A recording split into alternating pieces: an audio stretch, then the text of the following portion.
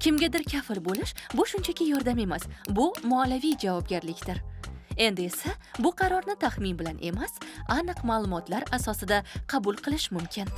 KTM mobil ilovasidagi ishonchli kafil xizmati siz kafil bo'lmoqchi bo'lgan shaxsning kredit tarixi ma'lumoti orqali uning majburiyatlari va ularning bajarilishi holati hamda skoring balli bilan tanishish imkonini beradi.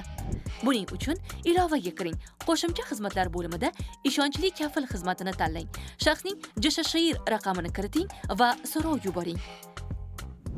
Eslatma: ushbu xizmatdan foydalanish uchun ma'lumotlari tekshirilayotgan shaxs KTM mobil ilovasidan foydalanayotgan bo'lishi kerak.